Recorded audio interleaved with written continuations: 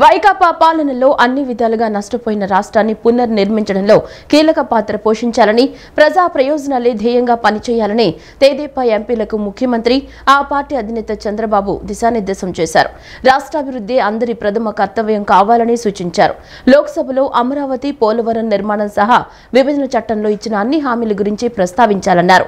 రాష్ట్రాభివృద్ధికి అవసరమైన నిధులు, ప్రాజెక్టులు, పథకాలు తీసుకురావాలని ఉద్బోధించారు.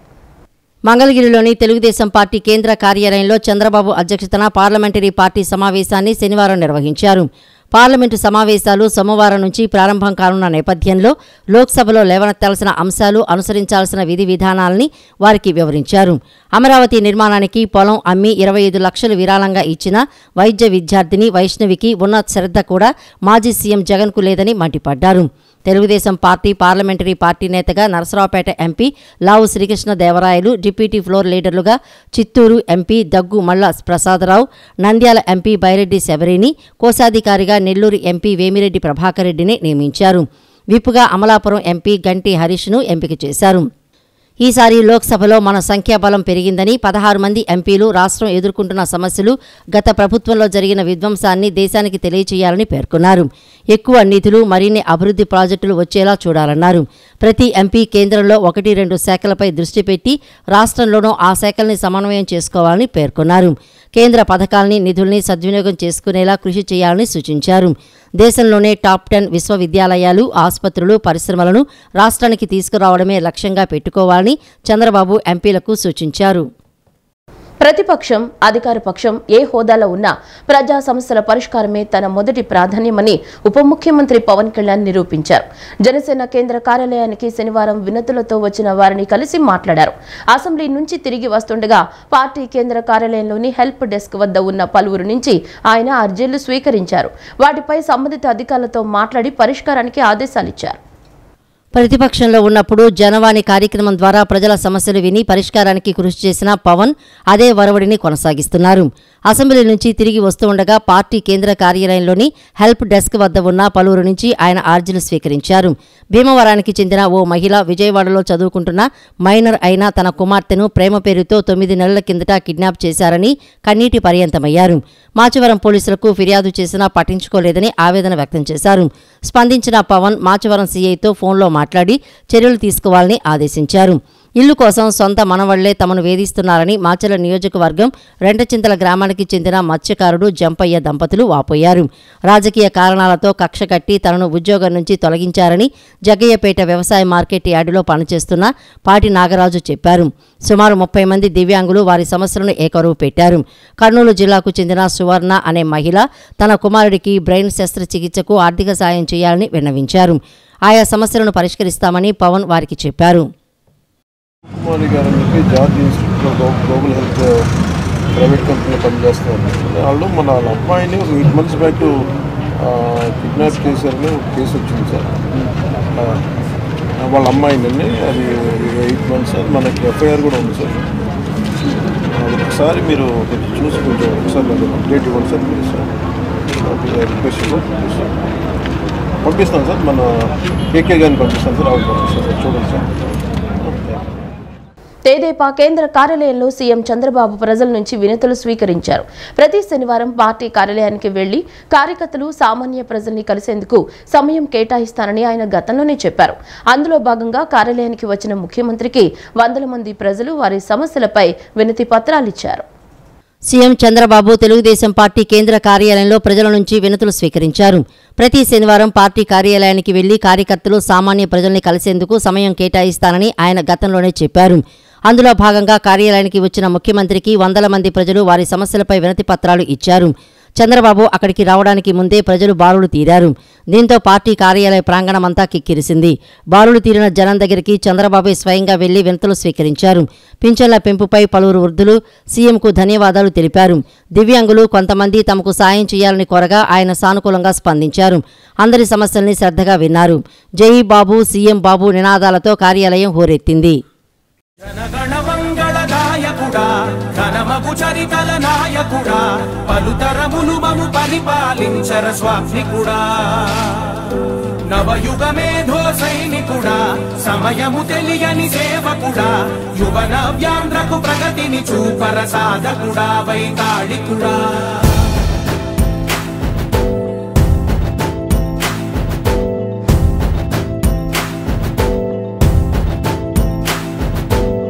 ప్రతి ఇల్లు నిన్నే నిన్నే పిలిచింది ప్రతి గడప నీకే స్వాగతమంటోంది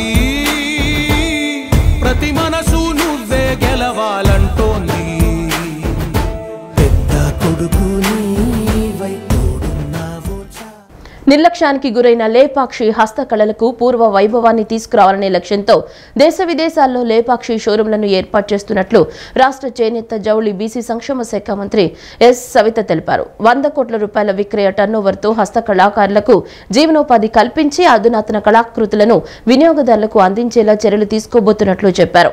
వినియోగదారుల అభిరుచులకు అనుగుణంగా హస్తకళాకృతులను రూపొందించేలా హస్తకళాకారులకు నైపుణ్య శిక్షణ అందించే దిశలో అడుగులు ముందుకు వేయబోతున్నామన్నారు. రాష్ట్ర చేనేత జౌళి బీసీ సంక్షేమ శాఖ మంత్రి ఎస్ సవిత ఆంధ్రప్రదేశ్ హస్తకళల అభివృద్ధి సంస్థ ఆధ్వర్యంలో విజయవాడ గాంధీనగర్లోని లేపాక్షి ఎంపోరియంను సందర్శించి కళాకారులను పరిశీలించారు. అనంతరం మీడియా ప్రతినిధులతో మంత్రి మాట్లాడుతూ గతంలో లేపాక్షి హస్తకళలు ఎంతో ప్రాముఖ్యతను గుర్తింపును సంతరించుకున్నాయని అన్నారు. రాష్ట్ర వ్యాప్తంగా 16 లేపాక్షి షోరూంలతో పాటు ఇతర రాష్ట్రాల్లో 3 షోరూంలు ఏర్పాటు చేసి హస్త కళాకృతులకు మార్కెట్ సౌకర్యం కల్పించి వినియోగదారులకు అందుబాటులోకి తీసుకురావడంతో పాటు కళాకారులకు జీవనోపాధి కల్పించడం జరిగిందన్నారు. గత ప్రభుత్వం హస్తకళలకు మార్కెట్ సౌకర్యం కళాకారులకు జీవనోపాధి కల్పించడంలో చూపిన నిర్లక్ష్యం కారణంగా లేపాక్షి షోరూంలో కొంతమేర విక్రయాలు మందగించడం తమ దృష్టికి వచ్చిందన్నారు.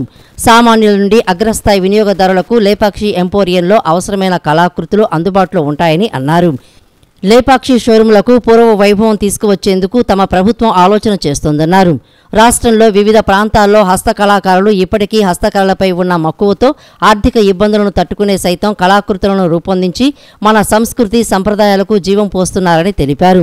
ఇటువంటి వారికి ఉపాధి కల్పించి ప్రోత్సహించేందుకు తమ ప్రభుత్వం సంక్షేమ కార్యక్రమాలను అమలు చేయడంతో పాటు జీవన ప్రమాణాలను మెరుగుపరిచేందుకు కృషి చేస్తుందని మంత్రి తెలియజేశారు. ఇప్పుడు రాష్ట్రంలో మొత్తం లేపాక్షి ఎంపోరియంస్ మొత్తం 16 ఇక్కడ ఉన్నాయి, 3 బయట ఉన్నాయి, ఇతర రాష్ట్రాల్లో ఉన్నాయి. అదేవిధంగా మేము కూడా తెలియజేసేది, మేము కూడా చేయబోయేది కూడా ఒకటే, ఇంకా కొన్ని మన రాష్ట్రంలో ఎంపోరియంస్ లేపాక్షి ఎంపోరియంస్ కొన్ని రీమోడల్ చేయాల్సిన పరిస్థితులు కొన్ని ఉన్నాయి, అవి కూడా చేయబోతున్నాం. అదేవిధంగా హస్తకళాకారులకు మరికొంత ఉపాధి పెంచే విధంగా కూడా మేము ప్రయత్నాలు చేస్తున్నాం. ఇది అందరి బాధ్యత, రాష్ట్ర ప్రజలందరి బాధ్యతగా స్వీకరించాలి. ఎందుకంటే హస్తకళాకారుల పరిస్థితి కూడా చాలా బాగాలేదు. కాబట్టి ప్రతి ఒక్కరూ ఇక్కడున్న ప్రతి ఒక్క వస్తువు ప్రతి ఇంటికి అవసరమైనది. కాబట్టి ప్రతి ఒక్కరూ దీన్ని కొనవలసిందిగా కూడా తెలియజేస్తున్నాం. ఇండైరెక్ట్గా రాష్ట్రానికి ఇక్కడున్న ప్రజలందరికీ మనం ఇక్కడ మన హస్తకళాకారులందరికీ సహాయపడిన వాళ్ళం అవుతామని కూడా తెలియజేస్తున్నాం. ఈ షోరూమ్ ఇతర రాష్ట్రాల్లో కూడా మరికొన్ని కూడా మేము ప్లాన్ చేయబోతున్నాం. అదేవిధంగా విదేశస్తులు కూడా నేను ఇప్పుడు ఇక్కడికి విజిట్కి వచ్చాను, విజిట్కి వస్తే వాళ్ళు ఇక్కడి నుంచి విదేశాలకు తీసుకెళ్తున్నామంటే లేదు మేము విదేశాల్లో కూడా పెట్టబోతున్నాం అని కూడా తెలియజేస్తాం. ఖచ్చితంగా ఇప్పుడు 80 కోట్ల టర్నోవర్ ఉంది. ఖచ్చితంగా ఈ సంవత్సరమే 100 కోట్ల టర్నోవర్ కూడా నేను తీసుకురాబోతున్నామని కూడా మనకు ఆంధ్రప్రదేశ్లో 53 to 56 క్లస్టర్స్ ఉన్నాయి, అంటే హ్యాండీక్రాఫ్ట్స్ క్లస్టర్స్ ఉన్నాయి. ఈ క్లస్టర్స్లో right from Srikakulam to Anantapur ఎన్నో విభాగాలు, చేనేత కావచ్చు, అలాగే హ్యాండీక్రాఫ్ట్స్ కావచ్చు మనకు ఉన్నాయి. ఇక్కడ అన్ని డెవలప్మెంట్ చేస్తూ మనకి ఈరోజు 2,05,000 మంది ఆర్టిసన్స్ మాకు రిజిస్ట్రేషన్లో ఉన్నారు. వీళ్ళందరికీ కూడా మోడర్నైజ్గా ఇంకా డెవలప్ చేయడానికి ట్రైనింగ్స్, వీళ్ళ యొక్క మార్కెట్స్ను పెంపొందించడానికి ఎగ్జిబిషన్స్ ఇవన్నీ చేస్తున్నాం. మొన్ననే మినిస్టర్ గారు పదవి స్వీకారం తర్వాత చిన్న మీటింగ్ తీసుకున్నారు, అవన్నీ ఎక్స్ప్లెయిన్ చేసాము. మేడం కూడా దాని మీద ఇంకా ఎలా చేయాలని చెప్పి ఒక మీటింగ్ తీసుకొని మాకు ఆవిడ డైరెక్షన్స్ వాట్ ఎవర్ మేడం ఇస్తారో మేము తూచా తప్పకుండా చేసి ఈ యొక్క కార్పొరేషన్ను ఇంకా పెంపొందించాలని చెప్పి మా యొక్క ఎన్టీఆర్ జిల్లా కలెక్టర్గా జి సృజన నియమితులయ్యారు. కర్నూలు కలెక్టర్గా ఉన్న ఈమెను ఇక్కడకు బదిలీ చేశారు. ప్రస్తుత కలెక్టర్ ఎస్ ఢిల్లీరావును ఇక్కడి నుంచి బదిలీ చేశారు. తదుపరి పోస్టింగ్ కోసం సాధారణ పరిపాలనా శాఖ జీఏడీలో రిపోర్ట్ చేయాలని ప్రభుత్వ ప్రధాన కార్యదర్శి నీరబ్ కుమార్ ప్రసాద్ శనివారం ఉత్తర్వులు జారీ చేశారు. జి సృజన 14 నెలల 12 రోజుల పాటు కర్నూలు జిల్లా కలెక్టర్గా విధులు నిర్వహించారు. గతంలో ఆమె తండ్రి బలరామయ్య కర్నూలు కలెక్టర్గా పనిచేయడం గమనార్హం.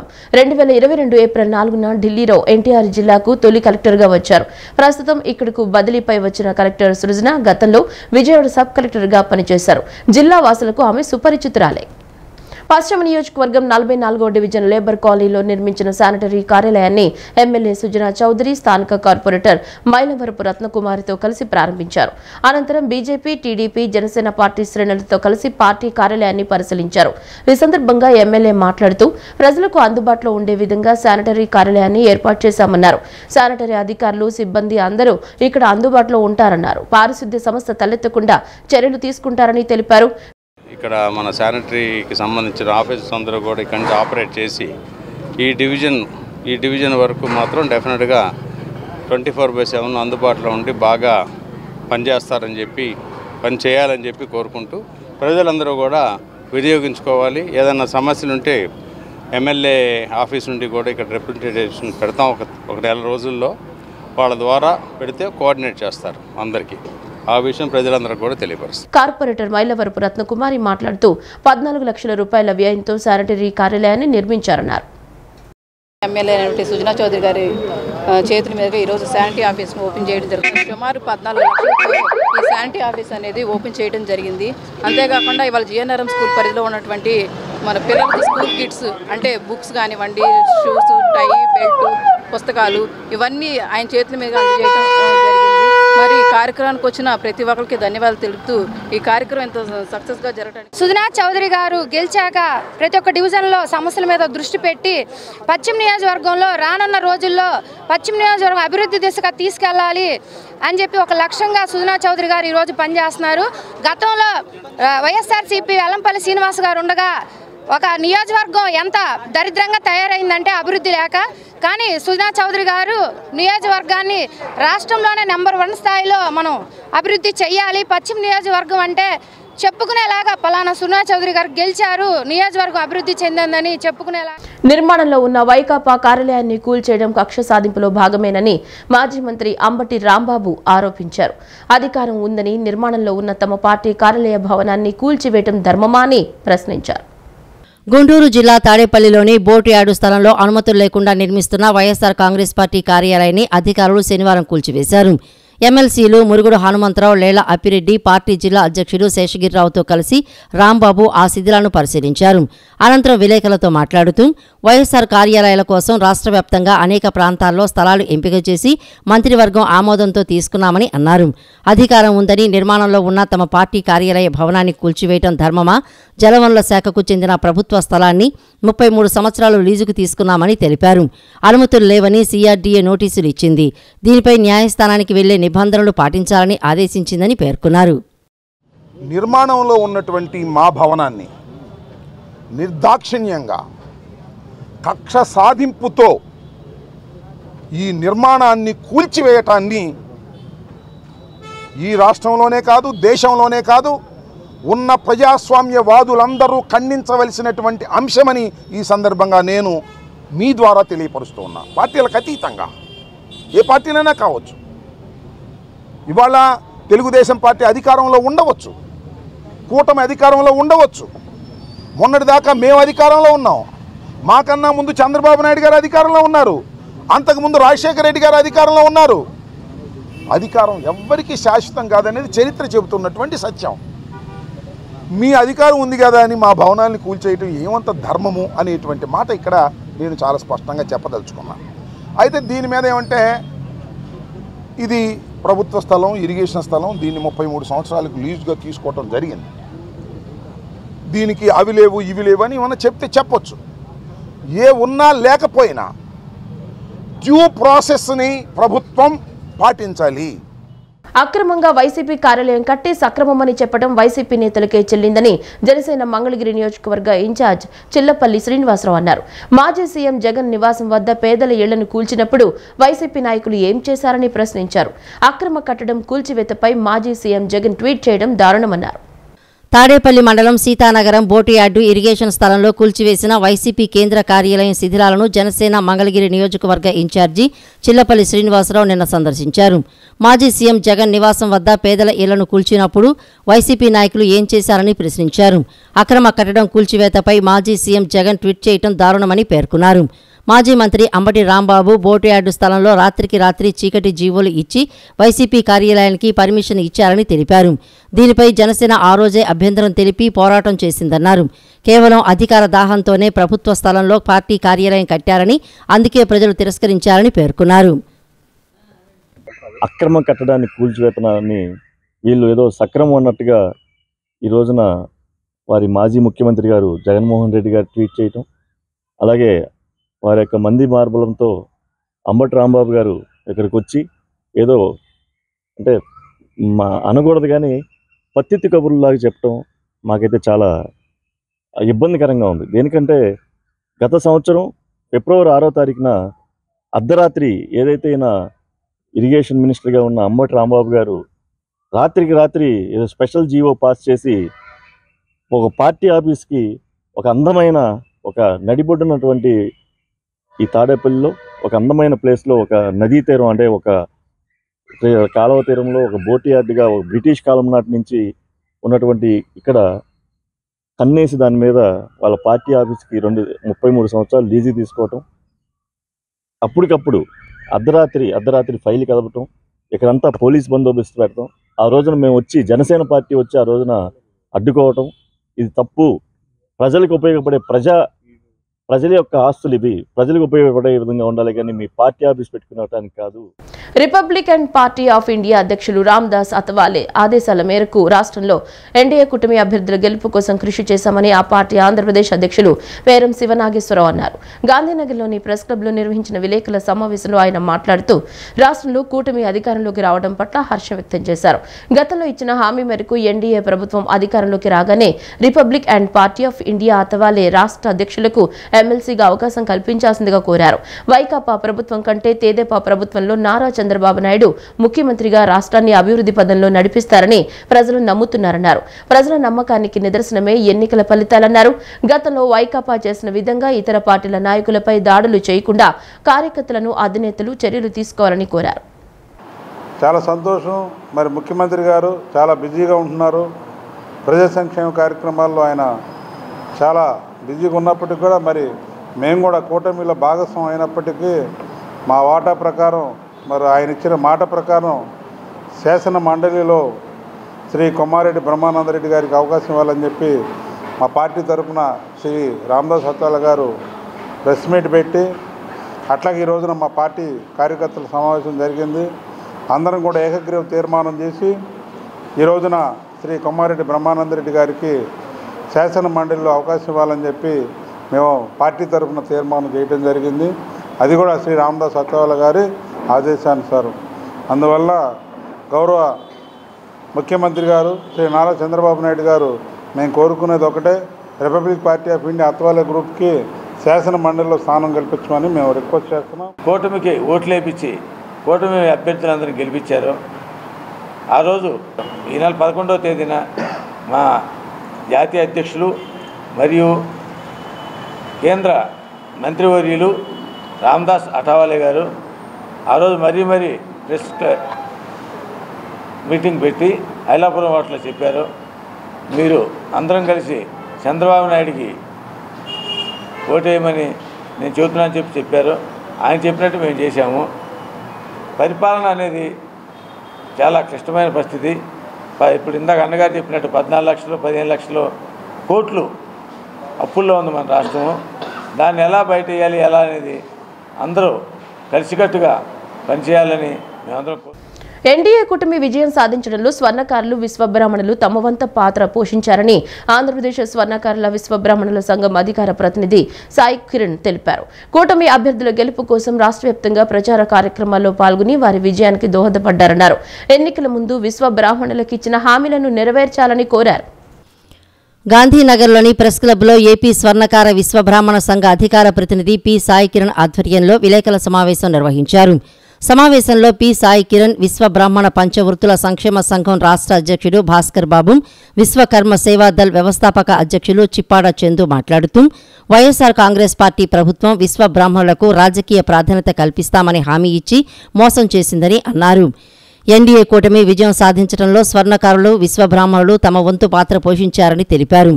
కూటమి అభ్యర్థుల గెలుపు కోసం రాష్ట్ర వ్యాప్తంగా ప్రచార కార్యక్రమాల్లో పాల్గొని వారి విజయానికి దోహదపడ్డారని తెలిపారు. తెలుగుదేశం పార్టీ బీసీల పార్టీ అని ప్రగాఢంగా నమ్ముతున్నామని అన్నారు. స్వర్ణకారులు విశ్వబ్రాహ్మణులకు ఎమ్మెల్సీగా మరియు టీటీడీ పాలక మండలిలో చోటు కల్పించి రాజకీయ ప్రాధాన్యత కల్పిస్తారని ఆశిస్తున్నామని పేర్కొన్నారు. ముఖ్యమంత్రి నారా చంద్రబాబు నాయుడు మరియు ఉప ముఖ్యమంత్రి పవన్ కళ్యాణ్, రాష్ట్ర భారతీయ జనతా పార్టీ అధ్యక్షురాలు పురంధరేశ్వరులకు స్వర్ణకారుల సంఘం తరపున శుభాకాంక్షలు తెలుపుతున్నామని పేర్కొన్నారు. మేము ఇప్పుడున్నటువంటి ప్రభుత్వానికి ఒకటే తెలియజేస్తూ ఉన్నాం. గడిచిన ప్రతి ప్రభుత్వంలో కానీ మమ్మల్ని విశ్వబ్రాహ్మణులు ఒక ఓట్ బ్యాంకుగానే వాడుకుంటున్నారు, కానీ ఎక్కడే కానీ రాజ్యాధికారంలో మాకంటూ వాటా అనేది ఎక్కడే కానీ ఇచ్చింది లేదు ఇంతవరకు. కానీ గడిచిన ప్రభుత్వంలో కానీ ఏదైతే వైఎస్ జగన్మోహన్ రెడ్డి గారు మీకు ఎమ్మెల్సీ ఇస్తాము, మంచి మంచి పదవులు ఇస్తామని చెప్పి కల్లిబొల్లి మాటలు చెప్పడం జరిగింది. అంతేగాని ఏది కానీ క్షేత్రస్థాయిలో జరిగినటువంటి పరిస్థితి లేదు. ఏదైతే ఎన్నికల ప్రక్రియలో మన చంద్రబాబు నాయుడు గారు, పవన్ కళ్యాణ్ గారు చెప్పారో మా విశ్వబ్రాహ్మణులకు ఇచ్చిన హామీలు ప్రతి ఒక్కటి నెరవేర్చాలని ఇచ్చిన హామీలు ఏమైతే ఉన్నాయో వాటిని త్వరగా గత ప్రభుత్వంలో చేసినటువంటి కార్యక్రమాలు వీరు కూడా చేయకుండా చేయరని ఆశిస్తూ మేము పూర్తిగా రాష్ట్రంలో ఉన్నటువంటి విశ్వబ్రాహ్మణులు అందరూ ఎన్డీఏ కూటమికి పనిచేసిన సందర్భం అందరికీ తెలిసిందే. కాబట్టి గత ప్రభుత్వం చేసిన పనే మీరు చేయకుండా ఆర్ఎంపీలకు కమ్యూనిటీ పారామెడిక్స్ ట్రైనింగ్ ను పునరుద్ధరించి వృత్తి భద్రత కల్పించాలని గ్రామీణ వైద్యుల సంక్షేమ సంఘం రాష్ట్ర అధ్యక్షులు తెలకపల్లి రాధాకృష్ణ, ప్రధాన కార్యదర్శి ఎంఎన్ రాజు కోరారు. తెలుగుదేశం కూటమి అధికారంలోకి వస్తే గ్రామీణ వైద్యుల సమస్యను పరిష్కరిస్తామని నారా లోకేష్ వాగ్దానం చేశారని తెలిపారు. చంద్రబాబు ప్రతిపక్ష నేతగా ఉన్నప్పుడు తమ సమస్యలను ఆయన దృష్టికి తీసుకెళ్లామన్నారు. గతంలోనే గ్రామీణ వైద్యుల గుర్తింపు కోసం 465 జీవో విడుదల చేసిన సీఎం చంద్రబాబు నాయుడు ఈసారి తమకు తప్పక న్యాయం చేస్తారని ఆశాభావాన్ని వ్యక్తం చేశారు. ఏపీ గ్రామీణ వైద్యుల సంక్షేమ సంఘం రాష్ట్ర కార్యవర్గ సమావేశం రామకృష్ణాపురంలోని గ్రామీణ వైద్యుల సంఘం విజయవాడ అర్బన్ కార్యాలయంలో రాష్ట్ర అధ్యక్షులు తెలకపల్లి రాధాకృష్ణ, ప్రధాన కార్యదర్శి ఎంఎన్ రాజు అధ్యక్షతన నిన్న నిర్వహించారు. సమావేశంలో రాష్ట్రంలోని వివిధ జిల్లాల నుంచి కార్యవర్గ సభ్యులు పాల్గొన్నారు. గ్రామీణ వైద్యులను గుర్తించి వైద్య సహాయకులు ఉపయోగించుకుంటామని హామీ ఇచ్చిన రాష్ట్ర నూతన ప్రభుత్వానికి ముఖ్యమంత్రి Chandrababu Naidu, deputy CM K Pawan Kalyan, వైద్య ఆరోగ్య శాఖ మంత్రి వై సత్యకుమార్కు కృతజ్ఞతలు తెలిపారు. ఈ సందర్భంగా రాధాకృష్ణ, ఎంఎన్ రాజు మాట్లాడుతూ ఏ ప్రభుత్వం అసలు ప్రజల సంక్షేమాన్ని దృష్టిలో పెట్టుకుని చేస్తుందో అటువంటి ప్రభుత్వం ఇప్పుడు వచ్చిందని తాము భావిస్తున్నట్లు తెలిపారు. చాలా అనుభవం కలిగిన నాయకుడు చంద్రబాబు ప్రస్తుతం ముఖ్యమంత్రిగా ఉన్నారని అన్నారు.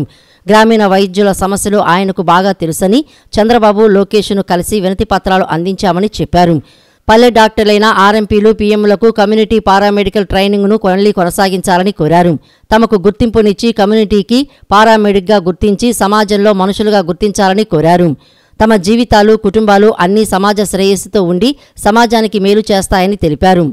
పల్స్ పోలియో, ఎయిడ్స్పై ఆర్ఎంపీలు, పీఎంపీలు గతంలో అనేక అవగాహన కార్యక్రమాలు నిర్వహించారని ఇప్పుడు క్యాన్సర్పై అవగాహన కల్పిస్తున్నట్లు తెలియజేశారు. ఇదివరకు ఇచ్చిన జీవో ప్రకారం కమ్యూనిటీ పారామెడిక్స్ ట్రైనింగు కొంతకాలం జరిపి మళ్ళీ ఆఫ్ చేశారు. ఆ ట్రైనింగ్ను పునరుద్ధరించి మాకు వృత్తి భద్రత కల్పించాలని చెప్పి మేము కోరుకుంటున్నాం. ఇదే విషయాన్ని పాత గవర్నమెంట్కి తెలియజేశాం. ఇప్పుడు వచ్చిన గవర్నమెంట్ కూడా ప్రతిపక్షంలో ఉన్నప్పుడు వీరికి కూడా మెమరాండం ఇచ్చి లోకేష్ గారికి కూడా తెలియజేస్తే ఆ రోజున లోకేష్ గారు చెప్పింది ఏంటంటే మేము గనక అధికారంలోకి వస్తే మాత్రం ఖచ్చితంగా మీ సమస్యని పరిష్కరిస్తామని చెప్పి ఆ రోజున చెప్పడం జరిగింది. అదే సందర్భంగా ఈ రోజున మేము వారికి మరొక్కసారి వారు ఇచ్చిన హామీని మా గ్రామీణ వైద్యుల సంక్షేమ సంఘం తరఫున మేము గుర్తు చేస్తూ వారికి కృతజ్ఞతలు తెలియజేస్తున్నాం. మా సమస్యను మాత్రం తొందరలో పరిష్కరించాలని చెప్పి మేము కోరుకుంటున్నాం. మాకు గుర్తింపునిస్తే తద్వారా మా జీవితాలన్నీ, మా కుటుంబాలన్నీ సమాజ శ్రేయస్సుతో ఉండి సమాజానికి మేలు చేస్తూ గవర్నమెంట్ ఇచ్చినటువంటి ఏదైనా కార్యక్రమాలు, పల్స్ పోలియో కావచ్చు, లేకపోతే ఇంకొక కార్యక్రమం కావచ్చు, ఎయిడ్స్ అవేర్నెస్ కావచ్చు, ఈ మధ్యకాలంలో క్యాన్సర్ మీద చాలా పెద్ద అవగాహన కల్పిస్తున్నాము. దాంట్లో కూడా మేము భాగస్వాములై ఏ విధమైనటువంటి ప్రతిఫలాపేక్ష లేకుండా మేము ఆ కార్యక్రమాన్ని చేస్తున్నాము. కాబట్టి మాకు సరి అయినటువంటి మా కోరిక ఏదైతే ఉందో సమంజసమని మేము అనుకుంటున్నాము. అలాంటి సమంజసమైనటువంటి కోరికను తన పరాభవంతో గుణపాఠం తెచ్చుకోకుండా మాజీ ఎమ్మెల్యే కొడాలి నాని రాజకీయాలు మాట్లాడడం సిగ్గుచేటు అని టీడీపీ యువ నాయకులు పొట్లూరి దీక్షిత్ అన్నారు. ఆటోనగర్ తెలుగుదేశం పార్టీ కార్యాలయంలో పొట్లూరి దీక్షిత్ విలేకరుల సమావేశాన్ని నిర్వహించారు. చంద్రబాబు నాయుడు కుప్పంలో గెలిచిన జగన్మోహన్ రెడ్డిని అధికార పీఠం నుంచి దించితే చంద్రబాబు బూట్లు తుడిచి రాజకీయ సన్యాసం చేస్తారని చెప్పిన కొడాలి నాని ఏ ముఖం పెట్టుకుని మీడియా ముందు మాట్లాడుతున్నారని ఎద్దేవా చేశారు. రాష్ట్రంలో దాడుల గురించి వైసీపీ నేతలు మాట్లాడుతుంటే దెయ్యాలు వేదాలు వల్లిస్తున్నట్లు ఉందని ధ్వజమెత్తారు. తన పరాభవంతో ఆయన బుద్ధి తెచ్చుకోవాల్సినటువంటి కొడాలి నాని తన పరాభవం నుంచి కూడా గుణపాఠం నేర్చుకోకుండా ఇంకా ఇష్టం వచ్చినట్టుగా పిచ్చి పిచ్చి ప్రేలాపనలు పేలటం అనేది నిజంగా ఒకంత బాధాకరం. కొడాలి నాని నిన్నగా మొన్న ప్రెస్ మీట్కి వచ్చి మళ్ళీ రాజకీయాలు మాట్లాడుతూ ఉన్నాడు. నేను ఈ సందర్భంగా అడుగుతా ఉన్నా, రాజకీయాలు మాట్లాడే నైతిక హక్కు నీకు ఎక్కడిదని ఈ సందర్భంగా కొడాలి నానిని అడుగుతా ఉన్నా. ఎందుకంటే చంద్రబాబు నాయుడు గారు కుప్పంలో గెలిచినా లేదు జగన్మోహన్ రెడ్డిని అధికార పీఠంలోంచి దించినా శాశ్వతంగా రాజకీయ సన్యాసం చేస్తానని, చంద్రబాబు నాయుడు గారి బూట్లు దుడుస్తానని, రాష్ట్రం వదిలి వెళ్ళిపోతానని శపథాలు చేసినటువంటి కొడాలి నాని ఏమాత్రం సిగ్గు శరం లేకుండా మళ్ళీ మీడియా ముందుకు వచ్చి రాజకీయాలు మాట్లాడటం అనేది నీకు తగదు అని కూడా నేను ఈ సందర్భంగా తెలియజేస్తా ఉన్నా.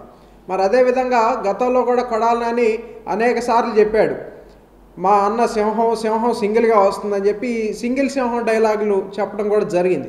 ఈ సందర్భంగా నేను ఒకటే తెలియజేస్తా ఉన్నా కొడాలి నానికి, సింహం ఎప్పుడు వేటకొచ్చినా సరే ఓడిపోదు, వేటాడే వెళ్తుంది. అది వేటకొచ్చి చచ్చిపోయింది అంటే అది సింహం కాదు, గ్రామ సింహం. కాబట్టి ఇప్పటికైనా ఈ పరాభవంతో సింహానికి గ్రామ సింహానికి తేడా తెలుసుకోవాలి అని కూడా ఈ సందర్భంగా మేము తెలియజేస్తా ఉన్నాం. మహిళల ఆర్థిక అభివృద్ధికి తన వంతు కృషి చేస్తున్నామని people's MAC credit society chairman Alamanda Yellarao తెలిపారు. ప్రస్తుత పరిస్థితుల్లో మహిళలు వారి స్థాయిని బట్టి వారు ఆర్థికంగా బలోపేతం చేసేందుకు పలు పథకాలు రూపొందించినట్లు ఆయన వివరించారు. నగరంలోని మొగల్రాజపురం సిద్ధార్థ ఆడిటోరియంలో పీపుల్స్ మ్యాక్ క్రెడిట్ సొసైటీ 11వ వార్షికోత్సవ వేడుకలు ఘనంగా జరిగాయి. ఈ వేడుకలను ఉద్దేశించి సొసైటీ చైర్మన్ ఏ ఎల్లారావు మాట్లాడుతూ పేద బడుగు బలహీన వర్గాల మహిళలకు ఆర్థికంగా చేయూత ఇచ్చేందుకు ఈ సొసైటీని స్థాపించడం జరిగిందన్నారు. సొసైటీ ద్వారా ఇప్పటి వరకు కోట్లాది రూపాయలను పొదుపు సంఘాలకు రుణాలుగా అందించినట్లు పేర్కొన్నారు. భవిష్యత్తులో 1,00,000 మంది మహిళలకు రుణాలు ఇచ్చేందుకు లక్ష్యంతో ముందుకు సాగుతున్నట్లు ఆయన వివరించారు. తమ సొసైటీలోని సభ్యులు ఖాతాలను సులువుగా ఫోన్ ద్వారా చేసుకునే విధంగా పీపుల్స్ కనెక్ట్ అనే యాప్ను రూపొందించి ఖాతాదారులకు మెరుగైన సేవలు అందిస్తున్నట్లు తెలిపారు. మహిళా సాధికారత కోసం, అదేవిధంగా పేద బడుగు వర్గాల ప్రజల అభ్యున్నతి కోసం మేము పనిచేస్తూ ఉన్నాము. ఈ రోజున ప్రతి సంవత్సరం కూడా మేము చక్కటి లాభాలు గడిస్తూ 13% డివిడెండ్ వాళ్ళకి పే చేస్తున్నాము. అంతేకాకుండా ఈ సంవత్సరం మేము ప్రత్యేకంగా సభ్యుల సౌలభ్యం కోసం ఒక యాప్ను కూడా రిలీజ్ చేస్తున్నాము. ఆ యాప్ వల్ల సభ్యులు ఎవరు మా ఆఫీస్కి రాకుండానే వాళ్ళ ఇళ్లలోనే ఉండి వాళ్ళ ట్రాన్సాక్షన్స్ అన్నీ చేసుకునేటట్టుగా అవకాశాన్ని కల్పిస్తున్నాము. ఇది ఈ కోఆపరేటివ్ సొసైటీస్లోనే మొట్టమొదటిసారిగా ఇటువంటి దాన్ని మేము ప్రారంభించడం జరుగుతుంది. అనంతరం సొసైటీ కోశాధికారి ఏ జ్యోత్స్న మాట్లాడుతూ తమ సొసైటీ ద్వారా ప్రత్యేకంగా మహిళల కోసం అనేక పథకాలను అమలు చేస్తున్నట్లు ఆమె పేర్కొన్నారు. 85 లక్షల పైన షేర్ క్యాపిటల్, 134 కోట్ల డిపాజిట్, 20 బ్రాంచీలు కృష్ణా, గుంటూరు, గోదావరి జిల్లాల్లో ఆర్థిక సేవలు అందించడం చాలా గర్వకారణంగా ఉంది. 40% పైగా మహిళలున్న ఈ సంస్థకి ముఖ్య ఆశయము 1,00,000 మంది పైగా మహిళలకి భవిష్యత్తులో ఆర్థిక సహాయం అందించాలని, సామాజిక సేవతో ఆర్థిక సేవతో పాటు సామాజిక సేవ అందించడం కూడా ఒక ముఖ్యమైన ఆశయం. ప్రతి నెల 15,000 రూపాయలతో వికలాంగులకు, వృద్ధులకు, వీధి బాలలకు ఈ సంస్థ తన వంతుగా సహాయం చేస్తుంటుంది. కార్యక్రమంలో popular group managing partner Chukkapalli Aruna Kumar, GV Sambasiva Rao, society సభ్యులు పాల్గొన్నారు.